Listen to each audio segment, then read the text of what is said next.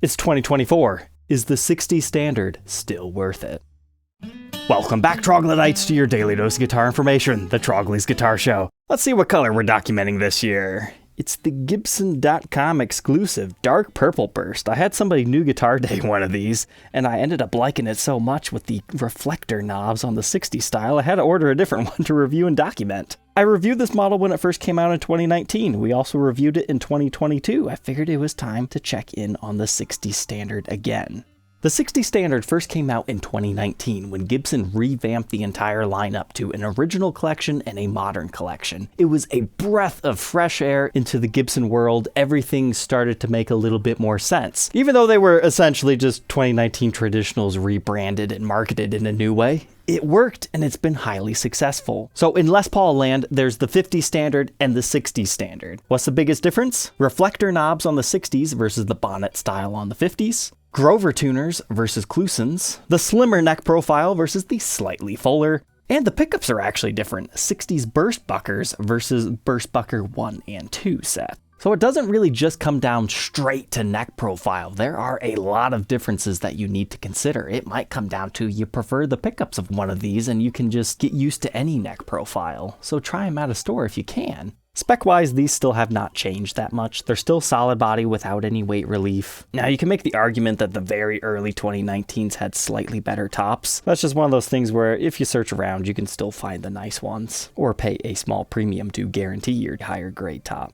But if you're in the market for a traditional Les Paul that's not out of the custom shop, I still highly suggest these things. They're just as good as the previous ones that I would have suggested, the early 2000s Les Paul Standards. Just in their own unique way. These have a slightly more historic look and feel to them than those did. But it's not that one or the other's better necessarily, it's just something you have to try.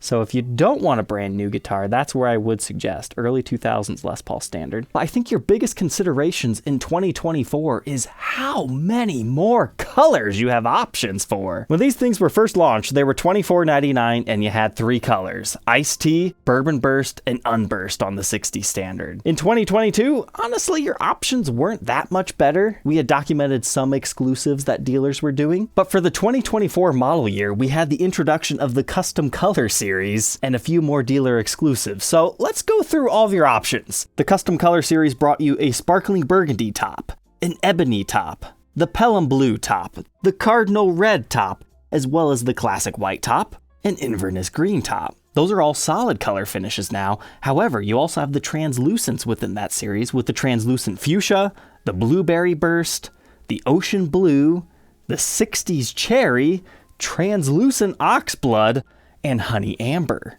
But then you also have to still take into account the dealer exclusives. So Sweetwater has the Heritage Cherry Sunburst as well as the Lemonburst, and Guitar Center still has their Tri-Burst finish. However, AMS is the one who's really stepped up this year. Late 2023, they came out with a quilt top version in a beautiful ocean water color, as well as a honey burst.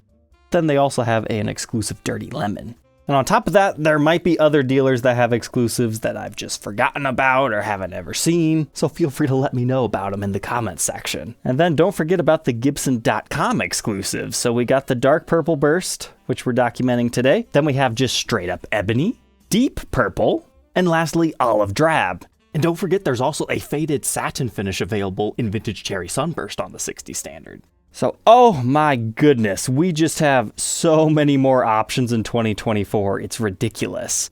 However, we also have more buying opportunities on these things. Now, when they were first launched, they were $24.99 and they felt like a steal. In 2024, they're about $500 higher, give or take a little bit on which one you want to choose, like $27.99 for the non-translucent tops, and then plus $300 on those quilty ones. And then there's also like AAA versions that run at a small premium. However, with these things being out for 5 years, there's a lot of good used deals, which therefore makes dealers have to compete against that used market by offering better prices if you ask them. And then you can't forget about Gibson's demo shop. Sometimes you can get one as cheap as like $2,000 out of there. But if you want some of the exclusive ones, the demo shop is probably your best bet if you're looking for a deal. So in many ways, I would actually say one of these is a better buy in the year 2024 if you buy smart, because there's literally a little bit of something for everyone. It doesn't matter what color you're looking for. You can find it if you know where to look, regardless of the prices changing over the course of the years. But for the rest of tonight's episode, let's go ahead and throw this one on the workbench to see how the QC is for 2024, and then we'll get to that playing demo.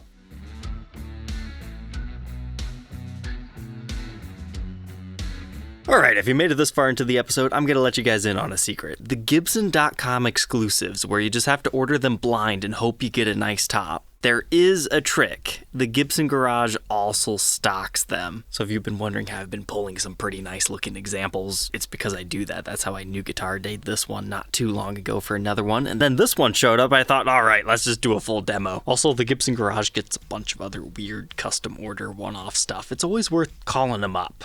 Let's check out our pickups here. The spec sheets do not lie. Rhythm 61 burst bucker in the neck, and a complementary lead 61 in the bridge. I measure 7.82 k ohms in the bridge, 7.75 in the neck, and the middle just for fun 3.89. It's always good to check up on how QC is this particular year. Kinda shocked. It looks like they need to sharpen their router bits. Or it's almost looking like late Henry J era stuff here. But PU likely for purple. And here's our bridge pickup cavity, Les Paul Standard 60s. Yeah, wow, that's pretty bad. Not that it affects anything in the slightest. It's just they had been getting pretty good about that. But if you're wondering what the difference between a 50-60 standard and the full-on reissues that cost like $4,000 more, it comes down to the construction. Like this has the short neck tenon instead of long neck and a bunch of other historic specs. Your celluloid inlays, headstock stylings, they're vastly different guitars. Both fantastic in their own unique way. I own many of each in my collection. Stock out of the box, this wasn't really tightened down too good, so I'll have to fix that. But now let's check out our bridge and tailpiece. So if you watched the 2019 video, I don't believe they had this style that you can put your Allen wrench in to do the adjustments yet. But as compared to 2022, I think that stayed consistent. But it's a real ABR1 bridge, mounted with a stud in the body, very similar to a Nashville style. So you get the historic look without the historic mounting. Gibson USA is currently still running the lightweight aluminum Advanced Plating Incorporated branded tailpieces. And the 60s have these reflector knobs, as we were talking about. I feel those work really well with this color because it matches our pickup covers and the hardware. And so far, I did not see any like crazy QC issues as far as the finish and the binding goes, as pertains to the body anyways. We always gotta take a close look at that neck though. Here's a quick look at the pickguard. Yes, they still are doing the felt pad on the back. If I remember correctly, that started like mid-2020-ish. So the early 2019s would not have that, and you'd get like a ding on the top and people would complain. So that's how they fixed that. It's a two-piece flame maple top with the mahogany body. You've got the matching mahogany neck with a bound rosewood fretboard. Got the acrylic trapezoid inlays. And this one's got some nice streakiness to the board. They're all going to vary, just like the tops on all of them. However, I'm actually pretty impressed. There's very minimal tooling marks on this one. The 2019 video, we saw a lot. The 2022, I think we just saw minor marks. It wasn't too crazy. But this one of the cleaner ones that we've seen. But that doesn't mean that's representative of all 2024s. As far as neck specs, 1.68 inches at the nut, 12th, 2.08. First fret neck depth, 0.83, and 0.9 by the 12th. It rings true as a 60s neck profile. Now we move over to the face of the headstock. Everything looks good here. Les Paul metal silkscreen, mother of pearl logo. If you remove your truss rod cover, you can actually see there is like some light chipping or something to your finish around there, but thankfully, this thing more than covers it, and you never not have that on unless you're a freak or are currently adjusting your truss rod. But hey, we forgot to talk about case candy. In 2024, we're still getting the black Gibson bag. We get the black Gibson strap. I'd really like to see these get discontinued and just give us something different. I've never been a big fan of the way that these things feel. I think a nice seatbelt style strap would even be more comfortable. We get the nice deluxe polish cloth now, like those. Owner's manuals stayed pretty much the same. Geez, this looks like late Henry J era design stuff as far as all the models that they have in here. Like, I'm pretty sure they don't even make that model anymore. So I feel like that might be in for a redesign. The warranty card, they shrunk these right after the introduction. It saves paper, that's cool. I was kind of surprised to still see this, a blank truss rod cover. That's what clicked with me to check. Then we've got the Gibson app paperwork over here. Still have the silica packet. Case keys come in a white envelope.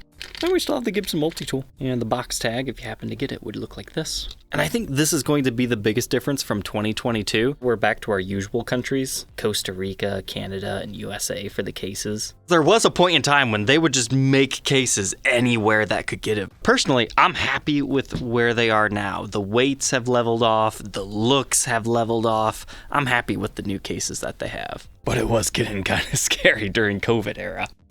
Moving on to the backside, here's what our wiring looks like. It's just our standard orange drop capacitors with Gibson branded pots still. I don't think anything's really changed here. Just like our pickup cavities though, our routs on the back are just as splintery and not finely sanded. Got some of that over in this corner, as well as on the other side. And here's what our toggle switch looks like. And we're still running the large strap buttons in our usual locations. As far as the back plates, I don't remember this on the other ones we've documented, so they might have changed manufacturers on those, or how they do them, because these are all labeled 2. The back of this particular color is black, however, not all of them are like that. You can find natural bags, you can find cherry bags, it just depends on the color. But sadly, black is what you have to work with if you like the dark purple burst. Now for full disclosure, there is some scratches on the back that it came with. However, knowing that this one was at the garage, it's possible somebody played it before it was shipped to me, so that's not necessarily Gibson QC thing. If you have a natural finished one, you'll actually be able to see the maple cap exposed in this area. However, some of them have been getting some glue seepage in this area, so that's something that I would make note of for late 2023, early 2024s.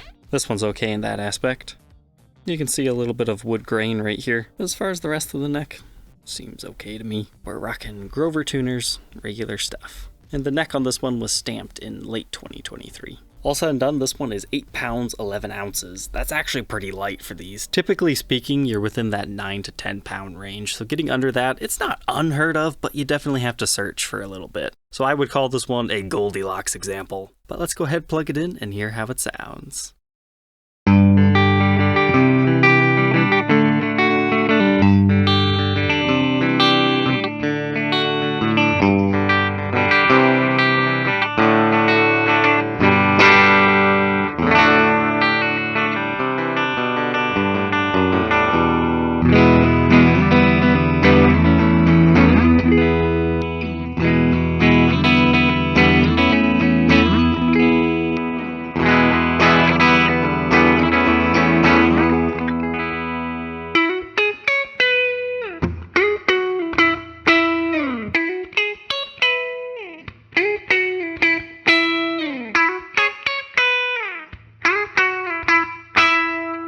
These 60s burst buckers are really bright and attacking, like in a way that I feel would cut through the mix well.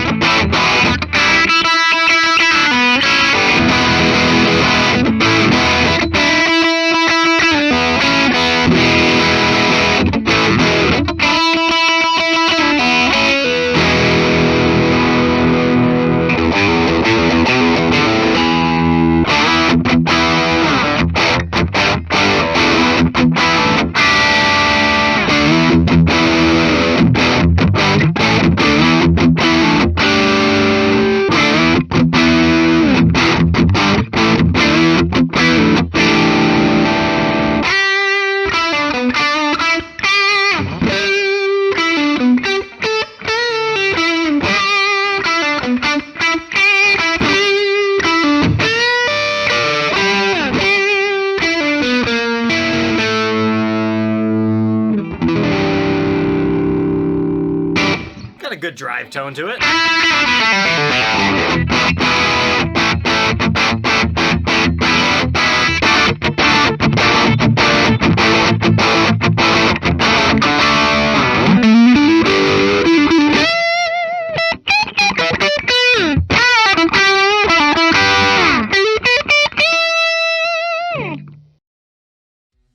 Well, there we go. There's our 2024 review of the 60 Standard. Is it still worth buying one of these today? I'm going to stand by what I thought earlier. It's probably the best time to buy one of these if you're looking for a traditional Les Paul that's not custom shop. I mean, you've got tons of options in the guitar market at that $3,000 price range, but if this is what you're looking for, they really are some of the best guitars that Gibson makes today. And you've got so many options as far as used and colors now. It's even better than it was in 2019, in my opinion. Because back then, deals were scarce, but now there's some competition and some fun limited flavors. So hopefully you learned something today. Don't forget to like, comment, and subscribe, and we'll catch you tomorrow on the next episode. Take care.